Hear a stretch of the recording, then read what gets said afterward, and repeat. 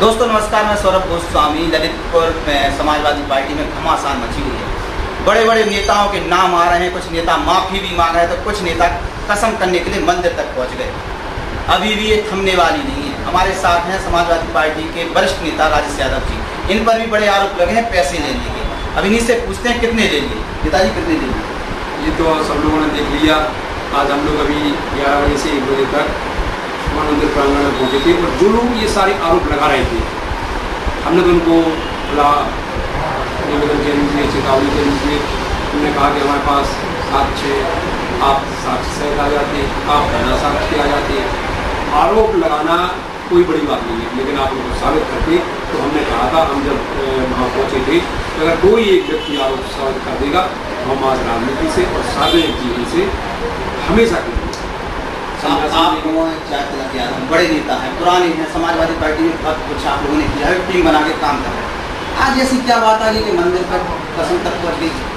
नहीं, देखिए क्या है इसमें। आप जो पुराना घटनाक्रम है, 26 तारीख को जब नामांकन दाखिल नहीं हो पाया, उसके बाद आपसे आप ही जैसे हमारे मीडिया के कई साथी, उन्होंने हमसे बात की 3 बजे, क्योंकि हम लोग 10 बजे से 3 बजे तक समाजवादी पार्टी कार्यालय पर रहे। जब उन लोगों ने बात की तो उन लोगों से भी हमने यही बात कही कि 3 बजे तक लोग जैसे नहीं आए हैं तो हम तो इस बात की जानकारी लेंगे। पहले हम नहीं कह सकते किस दबाव में आए, किस कारण से नहीं आए। तो उसके बाद हम लोग सारे कार्यकर्ता मायूस होकर 5 साढ़े 5 बजे कार्यालय, हम अपने कार्यालय में बैठे हैं। और उसके बाद शाम को समाजवादी पार्टी के माननीय राष्ट्रीय अध्यक्ष श्री अखिलेश यादव जी ने साधारण प्रक्रिया के तहत 11 जिलाध्यक्षों को हटा दिया, उसमें ललितपुर भी शामिल था। और उसके बाद 1 तारीख तक ना तो हमने कहीं सोशल मीडिया में, इलेक्ट्रॉनिक मीडिया में, प्रिंट मीडिया में ऐसा कोई भी आरोप या कोई भी चुनाव की समीक्षा हमने प्रस्तुत नहीं की कि किस कारण से नामांकन दाखिल ना हो पाए, क्योंकि ये सारा विषय माननीय राष्ट्रीय अध्यक्ष जी के समक्ष होना चाहिए था। समाजवादी पार्टी के कार्यकर्ताओं की मासिक बैठक में होता, हम वहाँ अपना पक्ष रखते, अपनी बात रखते। इस दरमियान 1 तारीख को, जिस दिन आदरणीय राष्ट्रीय अध्यक्ष जी का जन्मदिन था, उस दिन हम उनको शुभकामनाएं देने, उत्तर प्रदेश की ये जो अत्याचारी सरकार है इसको हटाने के लिए, वो मिशन 2022 में कामयाब हो, इन सब कामनाओं के साथ उनसे मिलने गए थे और उनको जन्मदिवस की बधाई दी थी। हमने वहाँ जन्मदिवस की बधाई दी 1 तारीख को, और यहाँ 1 तारीख को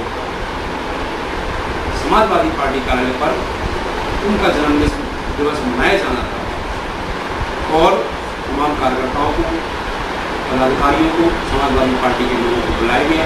उसके बाद जो आरोप प्रत्यारोप हुए और कहीं नहीं लगा ये उन लोगों की मंशा माननीय अखिलेश यादव जी का जन्मदिन मनाने की है या मिशन 2022 की आगे बढ़ने की कोई तैयारी की है।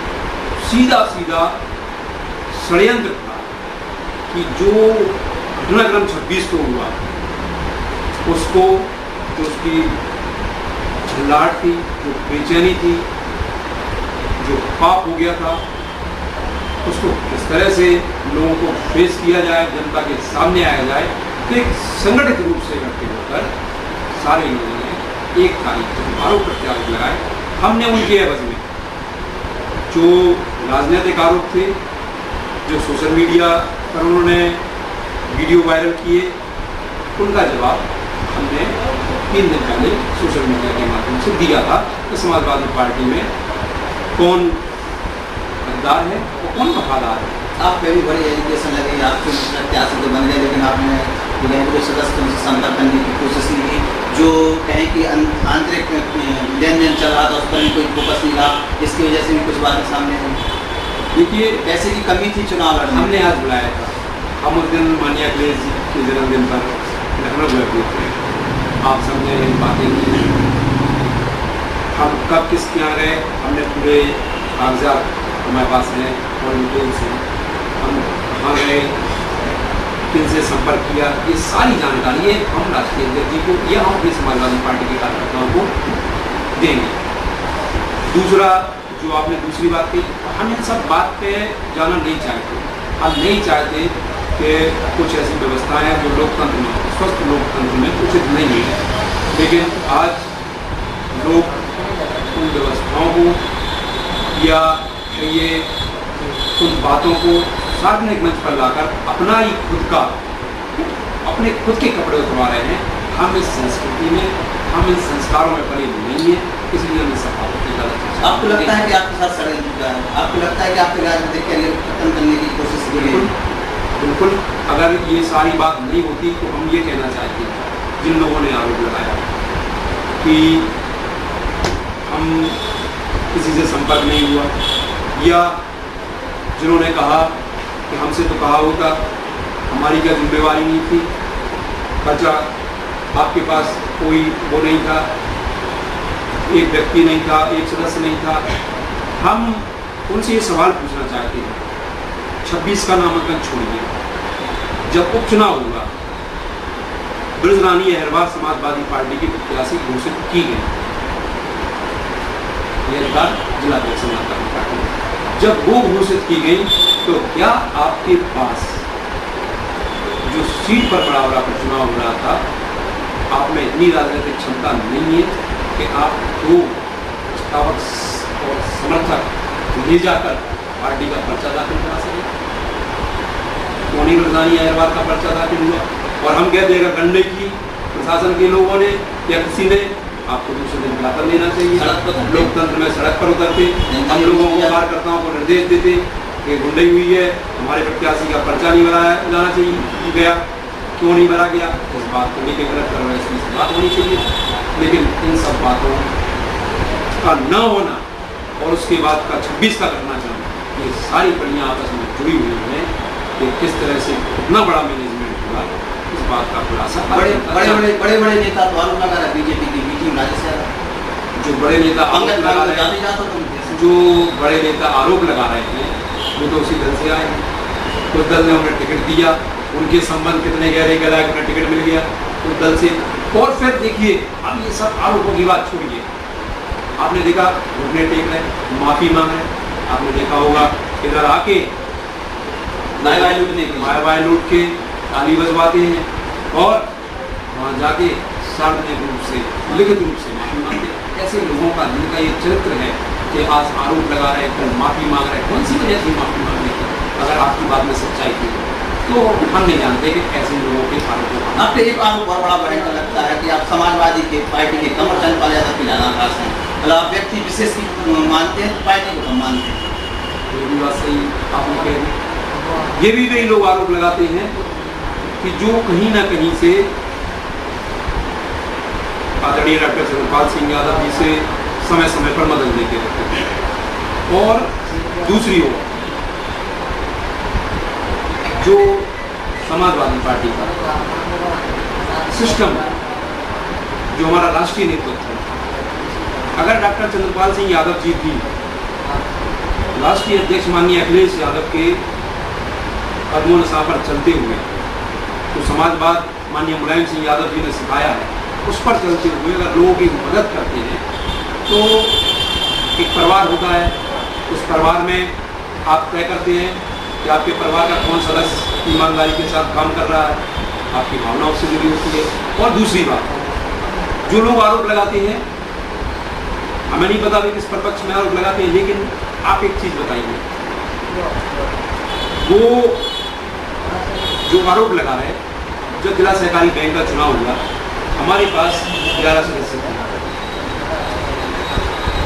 बहुत सारे लोग खिलाफ थे, बहुत सारे लोग ललितपुर में साथ थे, लेकिन समाजवादी पार्टी की जो नीति है, जो नीयत है, उस पर चलते हुए उनके द्वारा ही एक ऐसे व्यक्ति को, जिन्होंने निश्चित रूप से उनकी काफ़ी उम्र समाजवादी पार्टी में निकली थी, और हम जैसे नौजवानों को यह कहकर रोका गया कि तुम्हें आगे मौका मिलेगा, और हमने उनकी बात मानी। अगर पार्टी हित में, पार्टी के हित में जो उनका अनुभव है, उस अनुभव को मानकर निर्णय लेना अगर ये है कि हम उनके करीबी हैं या हम उनको मानते हैं तो बिल्कुल मानते हैं। उन्होंने कहा कि आप श्री फूल सिंह यादव जी को जिला सहकारी बैंक का अध्यक्ष बना सकते हैं, बना, इनके पास तो प्रस्तावक समर्थक भी नहीं है। ललितपुर जनपद के समाजवादी पार्टी के सैकड़ों लोग उस दिन थे झांसी में। हमने कहा ठीक है, हमने साहस दिखाया। तो अगर न्याय की और नीति की वे बात करते हैं तो उनकी बात मानने में कोई गुरेज नहीं है और हम बिल्कुल इस बात को स्वीकार करते हैं कि वो सत्य की बात करते हैं, पार्टी की बात करते हैं, समाजवाद की बात करते हैं, इसलिए हम उनके साथ। जिला अध्यक्ष हटा दिए गए हैं, जिला अध्यक्ष सीट खाली है, तो क्या माना जाए अगले जिला अध्यक्ष राजेश यादव अगर बनाए जाएंगे तो बैठेंगे कुर्सी को संभालेंगे? देखिए इस बात को भी जो जल्दबाजी में ये लोग हैं, हमने कहा हमने जिला सहकारी बैंक में 11 डायरेक्टर थे, उन्होंने कहा कि उनकी उम्र हो गई, उनको एक बार बना दो। हमने कहा कि हम तैयार हैं। आज हम लोग वो लोग नहीं है कि बादल देखकर, एक बुंदेली कहावत है, बादल देखकर कोतरा फोड़ने वाली। हम ये नहीं है कि वहां से हटाए गए, यहाँ से हम लखनऊ भागे। जिस दिन राष्ट्रीय अध्यक्ष जी को ये महसूस होगा कि समाजवादी पार्टी को 2022 में कौन सा पद मिल सकता है, निश्चित रूप से अच्छा निर्णय। अब नहीं कहते कौन बने, जो बने स्वीकार। चुनाव उनका स्वीकार। चुनाव आते ही समाजवादी पार्टी में लड़ाइयाँ क्यों हो जाती है? वहाँ पिछली बार के चुनाव में अखिलेश जी लड़ रहे थे, अब यहाँ पर आप लोगों की आपसी लड़ाई हो रही है, कार्यकर्ता कहाँ जाएंगे? चुनाव सामने है। बिल्कुल सही बात है। देखिए हम, हमारी ये हैसियत नहीं कि हम माननीय राष्ट्रीय अध्यक्ष जी का क्या प्रकरण हुआ उस पर दो शब्द कह सकें, तो हम सबके नेता हैं, परिवार है। लेकिन जो जहाँ तक ललितपुर की बात है, समाजवादी पार्टी में कोई लड़ाई नहीं है। ये लड़ाई सिर्फ इतनी सी है कि अगर कहीं बेईमानी हुई है तो उसको छुपाने की बात है। बाकी समाजवादी परिवार ठीक है, समाजवादी पार्टी पूरी ताकत के साथ ललितपुर में दोनों विधानसभाओं में अपने प्रत्याशी जिताने के लिए जी जोड़ लगाएगी। जो लोग ईमानदार होंगे वो आपको 22 के चुनाव में भी देखेंगे, जो लोग नहीं होंगे हम उनके बारे में कुछ नहीं। हताश और निराश कार्यकर्ता से आपकी पार्टी के हताश और निराश कार्यकर्ता जो इस लड़ाई से बड़े नाखुश हैं, बड़े वे हैं कि यार आपस में ही लड़ रहे हैं, आप लोग कुछ कर ही नहीं पा रहे हैं। हम उनसे भी ये कहना चाहते हैं, ये हताश और निराशा नहीं है, बड़ा परिवार बड़ा है और ये सारी बातें बस इतना ज़रूर है कि ये बातें परिवार के अंदर होना चाहिए। जो सड़क पर हुई है निश्चित रूप से इससे कार्यकर्ता हताश भी है, निराश भी है। लेकिन हम तमाम कार्यकर्ताओं से कहना चाहते हैं, हमने जिस ताकत के साथ आज सच्चाई का सामना किया, लोगों ने जिस तरह से षड्यंत्र किया, जिस तरह से चित्ररूप बनाया, उन सबको तोड़ने का काम किया। ऐसे ही गाँव के हम कार्यकर्ता से, क्षेत्र के छोटे से छोटे कार्यकर्ता से कहना चाहते हैं कि आप बगैर कुछ देखे हुए, बगैर किसी लड़ाई में पड़े हुए, सिर्फ मिशन 2022 और माननीय राष्ट्रीय अध्यक्ष अखिलेश यादव और समाजवादी पार्टी साइकिल को देखते हुए अपना काम करें। उसमें कोई हताशा की जरूरत नहीं है, कोई निराशा की जरूरत नहीं है। देखिए राजेश यादव जी समाजवादी पार्टी के वरिष्ठ नेता हैं, उन्होंने अपनी बात रखी है। ये पूरे विवाद को हम लोग लगातार वॉच भी कर रहे हैं, देख भी रहे हैं कौन क्या बोल रहा है। आज राजेश यादव जी मंदिर पर पहुंचे और कसम खन्ने के लिए पहुंच गए, लेकिन कोई नहीं आया। कहीं नहीं, जनता की सिंपैथी अब इनकी तरफ बढ़ती हुई नजर आ रही है। उन तमाम नेताओं पर सवाल खड़े होने लगे हैं जो उस दिन मंच पर अपनी अपनी डींगे हाँक रहे थे, बातें कर रहे थे, आज वो दिख नहीं रहे हैं। देखते हैं आगे क्या होता है। नमस्कार।